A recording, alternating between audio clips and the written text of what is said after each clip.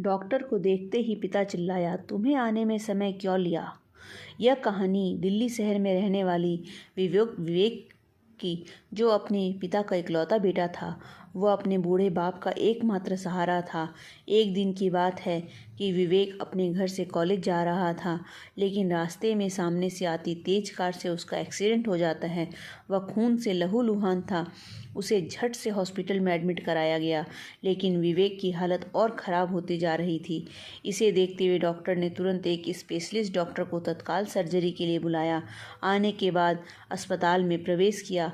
उसने कॉल का जवाब दिया, अपने कपड़े बदले और सीधे सर्जरी ब्लॉक में गया। उन्होंने डॉक्टर के इंतजार में लड़के के पिता को हॉल में खड़ा पाया। डॉक्टर को देखते ही पिता चिल्लाया, तुम्हें आने में समय क्यों लिया? क्या आप नहीं जानते कि मेरे बेटे का जीवन खतरे में है? क्या आपके पास जिम्मेदारी का कोई मतलब नहीं है? डॉक्टर मुस्कुराया और कहा, मुझे क्षमा करें, मैं अस्पताल में नहीं था और मैं जितनी जल्दी हो सके कॉल प्राप्त करने के बाद हॉस्पिटल आ गया, और अब मैं चाहता हूँ आप शांत हो जाएं ताकि मैं अपना काम कर सकूं। शांत हो जाइए। तब विवेक के पिताजी ने कहा, यदि आपका बेटा अभी इस कमरे में था तो क्या आप शांत होते? अगर आपका अपना बेटा मर गया तो आप क्या करेंगे? पिता ने गुस्से में कहा। डॉक्टर फिर मुस्कुराया और उत्तर दिया, मैं कहूँगा कि आप इस वक्त भगवान से प्रे करें। डॉक्टर जीवन को लंबा नहीं कर सकते। जाओ और अपने बेटे के लिए प्रार्थना करो। हम भगवान की कृपा से अपना सर्वश्रेष्ठ प्रदर्शन करेंगे। जब हम चिंतित नहीं होते हैं तो सलाह देना आसान होता है, पिता ने कहा। सर्जरी में कुछ घंटे लगे, जिसके बाद डॉक्टर खुश हो गए। धन्यवाद, आपका बेटा बच गया।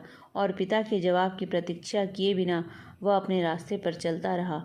यदि आपके कोई प्रश्न है तो नर्स से पूछें। वह इतना घमंडी क्यों है? वह कुछ मिनट इंतजार नहीं कर सकता था ताकि मैं अपने बेटे की स्थिति के बारे में पूछूं। डॉक्टर के जाने के बाद नर्स के मिनटों को देखते हुए पिता ने टिप्पणी की। नर्स ने जवाब दिया, उनके चेहरे पर आंसू आ रहे थे। उनका बेटा कल एक सड़क दुर्घटना में मर गया था। वह दफन में था जब हमने उसे आपके बेटे की सर्जरी के लिए बुलाया था, और अब जब उसने आपके बेटे की जान बचाई तो उसने अपने बेटे को दफनाने के लिए दौड़ना छोड़ दिया। तो कभी किसी को जज मत करो, क्योंकि तुम कभी नहीं जानते कि उनका जीवन कैसा है और वे क्या कर रहे हैं। अभी वो डॉक्टर अपने बेटे को मरने के गम से उभरा भी नहीं था कि उसे इतना कुछ सुनना पड़ा विवेक के पिता से। धन्य है वो डॉक्टर जो अपने बेटे के गम से में भी उसने विवेक को बचा लिया। आशा करती हूँ मेरी ये स्टोरी आपको बहुत अच्छी लगी होगी।